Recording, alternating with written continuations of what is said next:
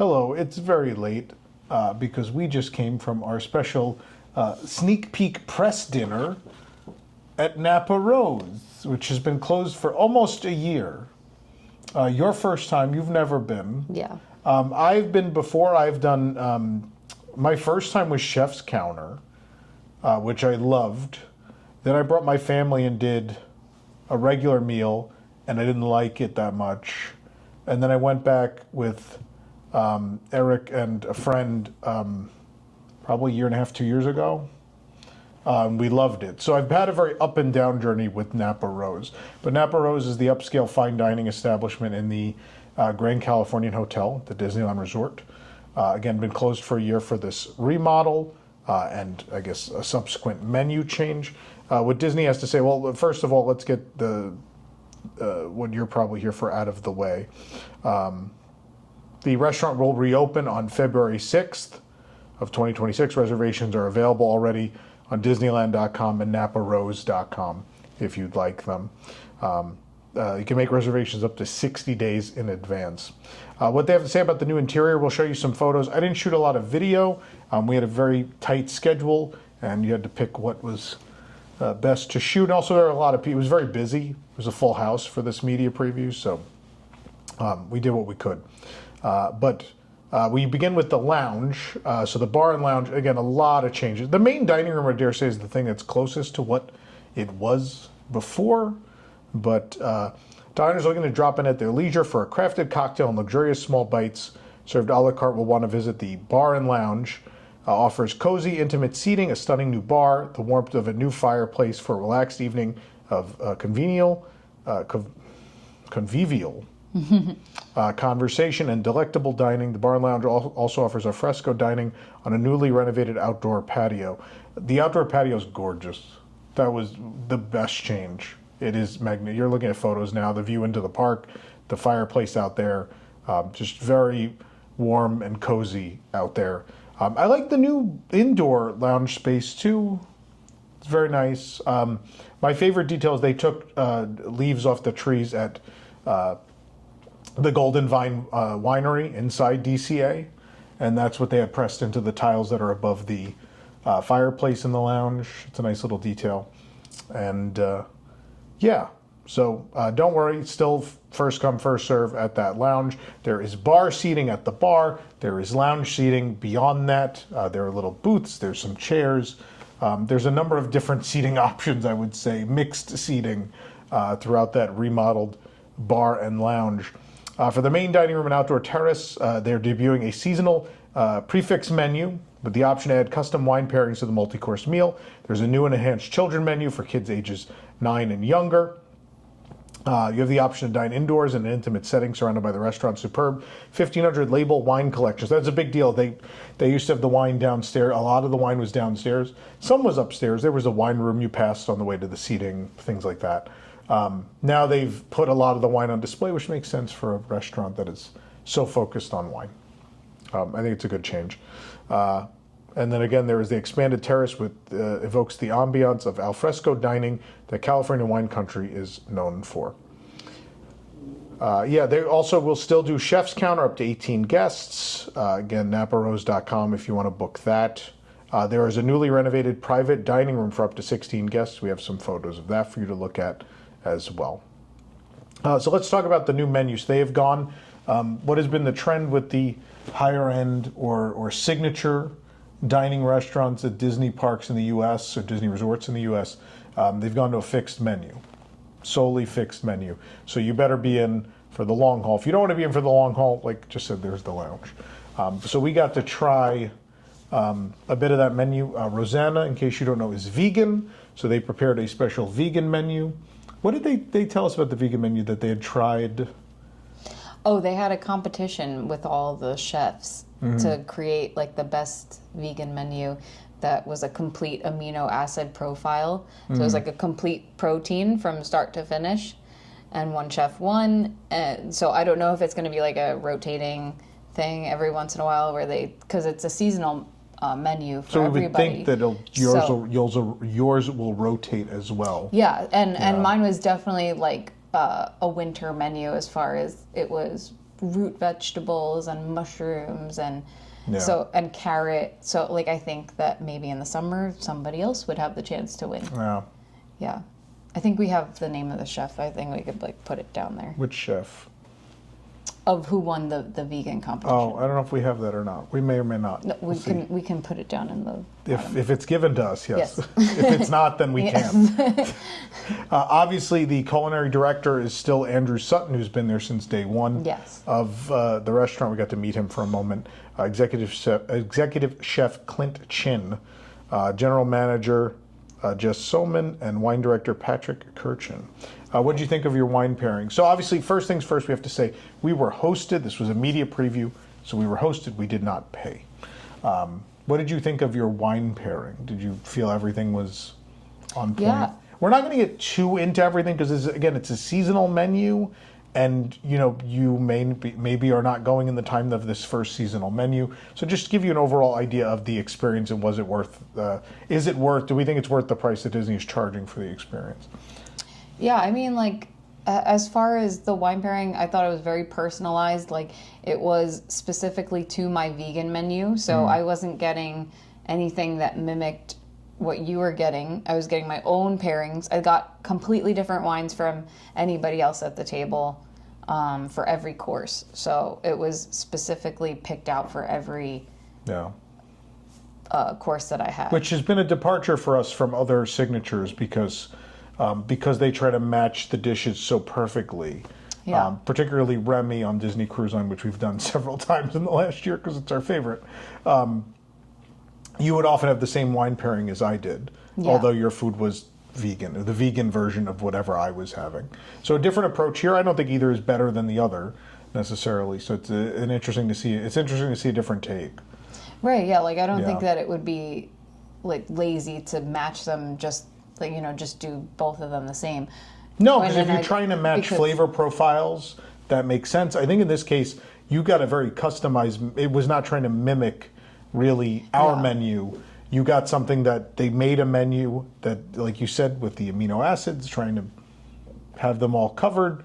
And because, again, Napa Rose is so focused on the wine, they were like, well, we're going to make personalized wines. Every wine is going to be the perfect match to these specific vegan dishes we're offering. Yeah, they have so many varietals, and I think every one of them was California.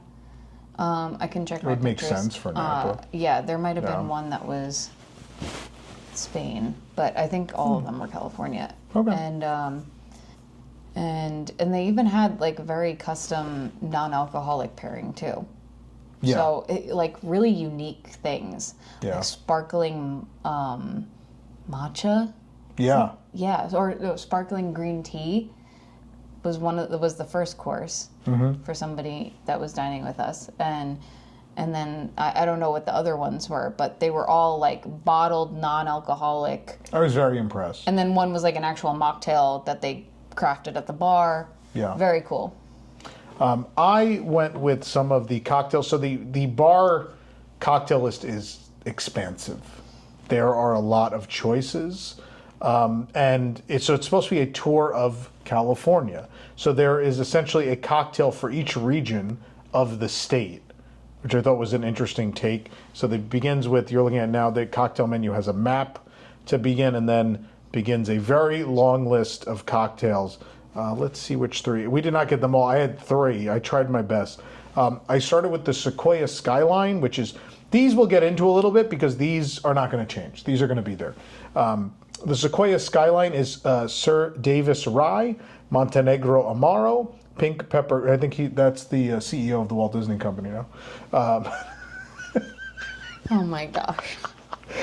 Pink Peppercorn Infused Dry Sherry, Angostura Bitters, Milk Washed, and Redwood Smoke for $19. Smoky grandeur towers in silky layers. Campfire warmth and peppercorn sparks whisper forest tales beneath a crisp cloche of redwood mystery. Ooh, I like these little blurbs. They're so fancy. I know. Go to the It's like a lounge lady's so you can romance experience novel. All these things, yeah. I loved this drink. It was fantastic. Yeah, I'd say like it felt like a campfire drink. That's very fair. Yeah, I don't know what else to say about this. Did you try this one or no? No, I didn't. Oh, I forgot to give you. I gave you the cherries. No, it said milk washed. I was. Oh yes, you can. Yeah. Yeah, I thought it was an excellent, very warm rye drink. Like again, it did feel like something I'd want around the campfire or around the fireplace at home. Not that we have a fireplace. We live in Florida, in Orlando, and they're not easy to find there. Nor can we afford a place with that because we travel to Disney constantly. So they have all my money. But either way, it was a nice cocktail. I also did the Huntington Debate, which is probably the most interesting entry of the evening. It's matcha-infused Silencio Mezcal, yellow chartreuse, maraschino, lime, and mission fig syrup. Smoky and bold, the spirited debate crackles. Mezcal and matcha spar playfully, while fig offers sweet diplomacy under California's melting pot sunset. This was wild because it's like a hint of matcha, and I don't like mezcal cocktails, but this was so perfectly balanced. Presentation-wise, really pretty, as you can see. This was so easy to drink, probably a little dangerous in that respect for a mezcal drink, because also strong. It's $20, and again, I think if you want to try something a little different, whether you like mezcal or not, this is what our server recommended, and I totally agree with her. I think it's a really fun cocktail. I will certainly have again. Yeah. And then last but not least, we had I had the Big Sur which is Michter's Kentucky Bourbon, lemon juice, sage blossom honey syrup, cardamom mulled Syrah for $19. What is Syrah? A wine. It's like a wine. It's This like is a grape. wine and bourbon? Oh, weird. Waves crash, sage blooms, bourbon and mulled Syrah swirl into a coastal sour that whispers California's rugged beauty. So this seems very on brand for this particular establishment. This was a pretty unique bourbon drink. I have a lot of bourbon cocktails out and about, and this one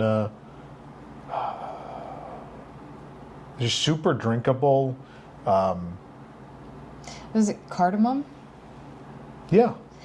It's like very Spiced. Christmassy, right? Yeah, oh, for sure. There was definitely a wintry feel to it, which is maybe not what I would think of Big Sur, but... Yeah, but like kind of, again, like a campfire drink where you're in the woods. Yeah, very crisp, though, very... I don't know. It was I felt much lighter than the first drink. Okay. I don't know why. I mean, this cocktail list is fantastic. There's I wish we art. could try more, but there's so many. Art for the cocktails. Yeah, I mean, I want to try this campfire drink, cacao. That one looks really good. It has Ojai Hanger Campfire. One vodka, Tempest Fuji creme de cacao, graham cracker dust, and toasted marshmallow espuma. That just felt so desserty up against our food. I didn't want to do it. There was one on the first page I was excited about. There was one on the too. first page that I really... The strawberry the wine one? pairing was a lot for me, so I didn't want to get another one, but... Is it strawberry? Yeah. Macerated strawberry infused Hanger One vodka again. Coconut milk wash Panerai rum, pandan tincture, pineapple, macadamia blossom honey. It's the fruit stand off Highway 1 is the name of that. I love that. What a great name. And we got to go back. The Coronado Breeze is the Well, we one I don't. was They could looking read for. this online. I just want to say, like, I tried 3 cocktails. I really liked all 3 of them. I think the lounge is going to be a spot for us. I really am excited to go back and do the It's lounge. beautiful, too. Beautiful Like, space. This is an incredible cocktail list. yeah. Obviously, if you're into wine, they have a very robust wine list, as you would imagine. So I'm excited about the lounge. I'm glad I got to try a couple cocktails, but we have only scratched the surface. Much more to try at another time. But let's talk about dinner a little bit. I'm going to pull up. I have notes for yours. So typically, it is a 6-course affair for $188, which includes an amuse-bouche, a first course, second course, entree, dessert, and what they call a parting nibble. But depending on how many cocktails you've had, yeah, maybe. So for the amuse-bouche, I had the signature mushroom cappuccino. This is a returning thing that they're known for. Andrew Sutton, when he came to visit the table, said to us we wanted something familiar for those who have been before. This is, I assume, one of those things like the Ohana noodles. And no, I'm not comparing Napa Rose to Ohana, but it's one of those things where it's the item that is a thing people remember and they come back and they're like, I want to have that again. And it is just a little cup, and you could drink it like a cappuccino, of mushroom soup. It is delightful. If I had to rank it, if I'm giving scores out of 7, 7 out of 7. I would have gave a 7 to all 3 of those cocktails, by the way. 7 out of 7 for this soup. I loved it. And then you instead got a carrot soup with yuzu foam. How'd you feel about that? That was a 7 out of 7. Oh, yeah? That was my favorite I thing. liked it. You didn't think it was... It's hard against the mushroom because I'm a mushroom guy, and having just had that mushroom soup, my second favorite dish in the world could have been there, and it would have been a real hard sell against that item. Oh, I just thought it was so savory. Like, it just had a hint of, like, the sweetness of the carrot. It's so much more tart. But, yeah, the yuzu made it such a tart, bright finish. Oh, I love it. See, that's not... I like that. You know, it's only that much, and I was savoring it.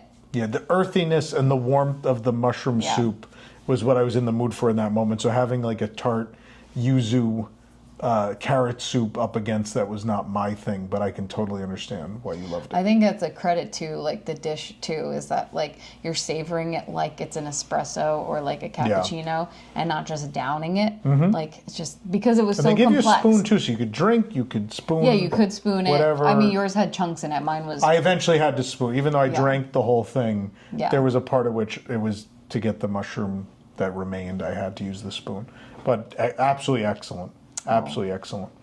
For the first course, I had a sautéed seasonal fish with lobster toast and lemon bubble. This was solid. The fish was cooked well. In hindsight, there's not a lot about it that sticks out. It was a solid dish. I'd probably go like a 4 or 5 out of 7. Yeah, it just kind of blends into the background now that we're a couple hours removed. But for you, this is when you had the root vegetables with chipotle.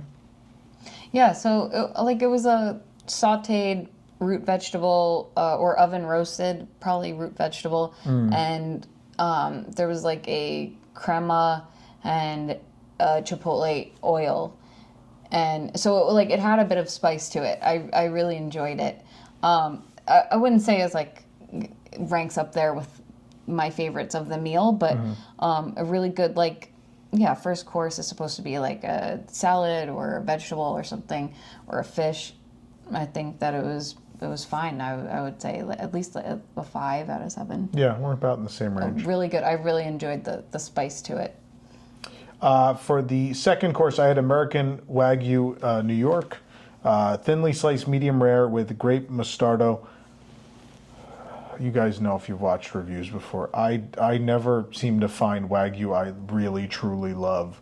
I wasn't wowed by the quality of the beef. I don't have any tasting notes to give you on this. This was the low point of the experience for me. I would give it like a 2 or a 3. I was really disappointed in this. Just... like the beef was tender, but there wasn't a whole lot of flavor going on throughout the dish. I don't know. It didn't do much for me. So for your next course, you had the beets. With what was the cloud? It was a sesame cloud, they said? You described it as a sesame cloud. I like the whimsical description. I don't know. I really enjoyed this. It's supposed to, presentation-wise, it kind of looks like you have a filet mignon, but it's really just charred beets and like a sesame miso sauce underneath it. I love this. It's a small portion, I would say, for if this is supposed to be the protein of the meal. Beets, they don't really fill you up that much, but I thought as far as flavor, I love this. I would absolutely love to have this again. The char on the beet was very meaty. It still tasted like beets, of course. But I thought it was well balanced with the miso. It was very savory. I will say, Presentation-wise, I love this course. We had sort of the piano keys underneath the Wagyu. There were the vegetable piano keys. And overall, like the way the beef was rolled on top, like a lot of time and effort went in. So I know I gave it not a great score because there wasn't, flavor-wise, I didn't really care for it. Presentation-wise, every round was exquisite. Everything was beautiful. And the plates, everything. I am so happy. We in this age of Disney restaurants, I have seen the same plates and napkins and such at so many restaurants, including Signature, that it was so nice to see that they like ordered their own. They found things that they felt complemented their dishes and ordered what felt like very special plateware. So yeah, presentation across the board. Exceptional. Yeah. This is my favorite course. I don't know if it was yours. So this is the third. So this is the third. We had an added third course. Where essentially, this soprasine pasta is usually a second course option, but they gave us an added course in the middle, which had California crab broth and Pacific uni. There was so much crab in this, and it was delicious. It might be the best crab I've had, bar none. The broth was. He talked about this because he asked what courses we liked the most, and I brought up this crab course, and he talked about how with crab, very typically a crab soup, you have very heavy broth, a lot of butter. It's real heavy. This had all that flavor of a heavy, dense broth, but with none of that actual weight to it, which I thought was exceptional. This was and presentation-wise, I loved the urchin bowl and the decoration around it. It was really, really. This is a 7 out of 7. I love this dish. Love it so much. And then, what did you have in place? You had was this your buckwheat noodles and mushrooms? Is that what? Yeah, with a miso broth. Yeah, and so I love the presentation for yours, and they came over with the. I don't know how you would describe that kettle. What like material? a tea kettle. Yeah. Very Asian style, I would think. It's an Asian style, definitely. So I love that. And it also came over. You don't see this here, but the food had a lid. So there was a matching blue lid. There's just a flat lid that was on top, and they removed that, and then the broth came in. Yeah. It was a nice little show. What did you think of the dish? I loved it. I mean, the broth. I wish I could drink that broth right now. I because of where we were and the shape of the bowl, I couldn't get every bit of it, and I wish I could have. Beautiful presentation, but maybe because that broth is so good, they need to have a different bowl, maybe. But the broth was fantastic, and the mushrooms were so well done. I think they were like oyster mushrooms, so they were very meaty, and I really enjoyed that. That would probably be like my second favorite. The beets, third. Okay. Yeah. Then it was time for entree. I had a choice of the sustainable fish or the roasted boneless Colorado rack of lamb, which is what I did, with dried fig orange gremolata. This was a great course. So it's lamb two ways here.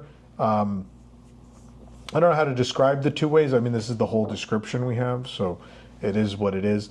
The lamb on the right side, the round, I don't know, cast. So it had like a beef Wellington-like appearance, as there was lamb in the center and then a coating around the edge. Again, I don't have the complete details. Boneless Colorado rack of lamb. It was very good. It almost, texture-wise, came off as like a lamb meatloaf, weirdly enough.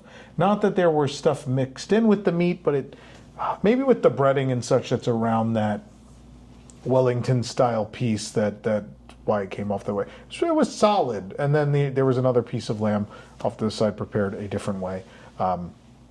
This was good. I'd say like a 5. It was real solid, a nice sized dish. I enjoyed it. Very, again, wintry. We're in the winter menu, so very hearty and earthy flavors. Yeah. What was yours? You had. Oh, this was the mushrooms with.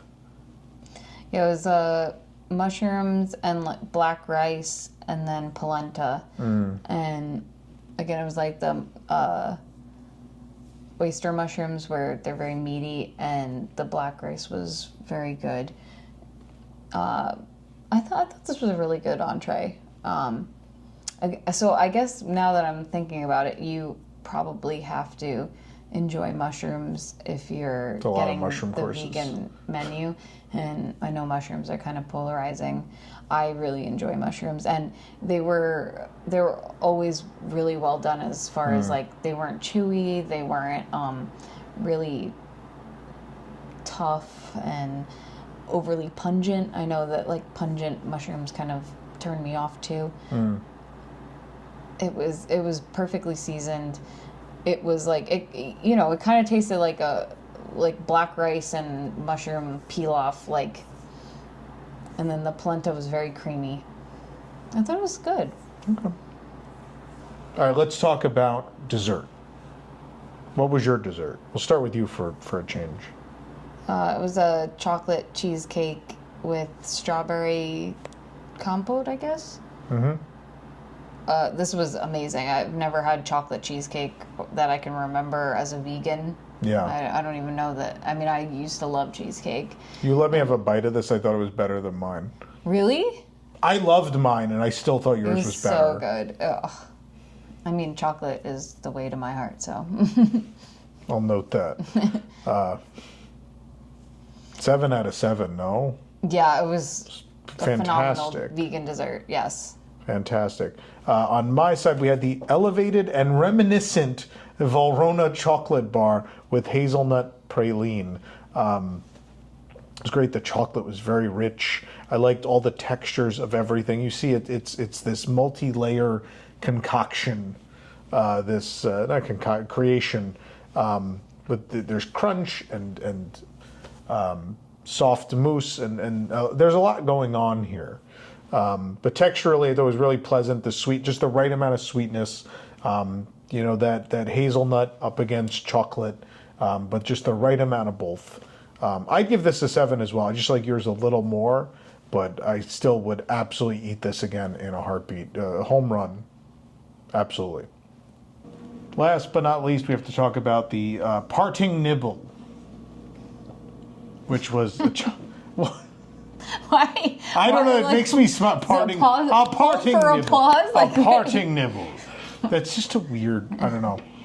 I've seen it like sweet ending. I've seen many different ways to describe like a little chocolate at the end of a very nice meal. I don't know that I've ever seen a parting nibble. It's really not worth dwelling on, but for some reason it makes me giggle. I don't know why. But yes, so they're just little chocolates, which is customary of a fine dining experience. There were vegan chocolates. You're very excited about. Yeah, I'm excited. I got 2 different vegan chocolates. I got one that was like a chocolate cherry, and then one that was a milk chocolate. I don't know. It tasted like there was like almond. It was very good. I don't know which one I liked more, but Yeah, even at I got Remy, to eat 2 pieces of chocolate at the end of my meal. Even at Remy, they don't have that for you. No, at Remy they have like the fruit jellies. Yeah. Which are also fantastic, but like I prefer chocolate any day. So dessert-wise here, you were well covered with things you don't usually get to have. Yeah. So that's it tasted nice. like if you were to go get a gourmet truffle. Delicious. I thought mine were great as well. The white chocolate one was very good, but the salted chocolate one on the left side there was even better. But there's a nice little end to the meal. Overall, what did you think? I loved it. I mean, I would definitely go again. Yeah. And, obviously as some sort of special occasion, but the lounge... Yeah, it's $188, yeah. Yeah, but the lounge... is an every occasion. A beautiful space, very warm, inviting. I would go there and get a cocktail, and I'm not sure what's available on the lounge menu. Yeah, we'll have to look what's on there. We'll have to look. But that'll be a separate review. We'll do that at some point. Yeah, but just in general, like I think the whole restaurant was a nice space. I enjoyed the main dining room. I enjoyed the aesthetics of it. Like it was definitely, it was like a steakhouse, but California Craftsman. I don't know. Like it was still. I'm not a big steakhouse person in general. I know I'm vegan, but like I just don't really care for the aesthetics of it. But No. I felt like they had that steakhouse feel, but like made it more accessible, and it's like brighter. Yeah, so the Imagineer who worked or led the project said it's sometimes hard to marry California Craftsman in that time period with modern aesthetic. And I think they did a really nice job. I think so many of these remodels of spaces in Disney hotels the last several years have been worrisome, where sometimes the modernity wins out and we lose the theme and feel of the space. I will say this, I love the old Napa Rose interior, but it felt a little long in the tooth. And I'm pleasantly surprised and very happy with what they did here. I think it kept all the proper feel of the hotel, but it feels, this is a rare moment where they got it right on all fronts, where it feels modern, but it still feels like the Grand Californian. It still feels like California Craftsman, but it does feel like a brand new establishment. With the interior, they did a remarkable job. So that was the thing. I was most concerned about food. I figured we'd be fine either way. It's Napa Rose. They're not going to have a bad meal. Yeah. So again, there were one or two courses, but overall, I really liked it. And I would certainly, if you're interested, I would give it a try. I'm very curious to try a different season's menu. I feel like winter menus are not often my thing. So maybe there were just some flavors that are not my cup of tea, perhaps. But I'd be intrigued to try another season like spring or summer and see what they have. Again, I've had a very up and down journey with Napa Rose, but I think they're in a good direction right now. And for sure, I think the lounge is absolutely stronger than ever. But otherwise, I think the restaurant is about where it's always been quality-wise. It's a very enjoyable meal, worth giving a try, especially if you're in the... I don't think there's another fine dining restaurant. I haven't liked Carthay Circle in a while. I think they kind of went downhill a little bit. And so when it comes to fine dining, we lost Steakhouse 55, which still hurts. So as far as fine dining at Disneyland Resort, I think this is the only viable option. I think it's a very good one. Do you think that the prefix, in the reopening period is the way to go, or do you think in perpetuity it should be a prefix? Because I don't know, it's a different way to go forward for this restaurant. I'm the type where if I go to a restaurant like this, so if we want to bring Disney World restaurants into the situation, a Gico or a Citricos or whatever, I'd never go there and have one course. That's not mentally how I prepare to visit a fine dining establishment. Yeah. If I'm going to a fine dining establishment, it's typically booked at least a few hours in advance, if not days or weeks in advance. And I know I'm going to eat early today because I know I want to have several hours between that meal and the very nice fancy meal I'm going to have this evening. So I know there's some people who they stay at the hotel and they just want a nice entree, and that option maybe has been taken away from them. But they could do the lounge instead. I think the lounge is going to be much harder to get into now. Yeah. I think with this drink menu, and again the fact that it's fixed menu for dinner in the table service portion of the restaurant, I think it's going to make the lounge way more popular than it was. And so maybe it will be hard to get into the lounge, but I think the lounge is a really good option. We haven't tried the food from the lounge yet, but based on the kitchen, I would dare say it's going to be strong. They did say all walk-ups would be accommodated in the lounge, and not you can't get a walk-up for the prefix on a regular night, I assume. Unless they're available. They highly recommend booking. Yeah, they were saying if you do walk up to the restaurant and you probably would be seated in the lounge. Yeah. But that might be hours long, the wait. Yeah, it might be.